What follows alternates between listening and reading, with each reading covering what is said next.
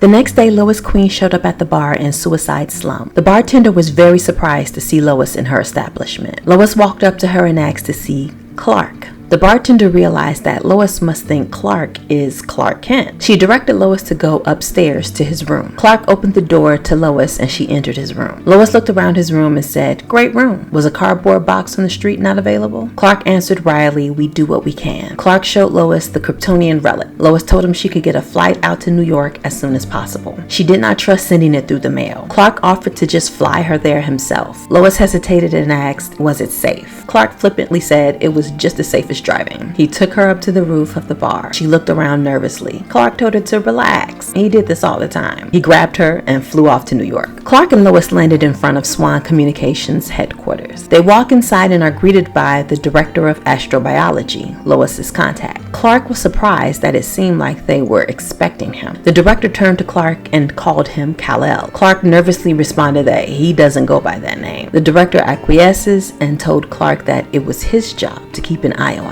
him. Clark got heated and asked if Swann Communications was spying on him. The director said, "Of course not. We just stay aware of any unusual activity." Clark wondered if that meant they knew about his and Clark Kent's intermultiversal travel. Lois pulled out the relic and showed it to the director. He led them into a lab filled with expensive-looking equipment. He put the relic in one of the machines, and as it did its analysis, Lois told the director about Malcolm Malone's weapon plans. The director asked to see the plans. Lois handed over her flash drive. The director hooked up the drive to a computer and looked over them. He said it was definitely alien technology. The analysis of the relic stopped then and sent a report to his computer. He looked at the report and said the weapon would need that relic and 3 more similar to it in order for it to work. It just lacked a source of power. Lois asked him if he knew what the source was. The director couldn't say, but thought that whatever it was, the weapon would need a lot of it. Clark asked if he had any information on Malone. The director said Malone had never been on their radar before, but because of these plans, they will be keeping an eye on him. Clark said, "Like you've been keeping an eye on me?" The director turned to Clark and said, "It does fall under their purview.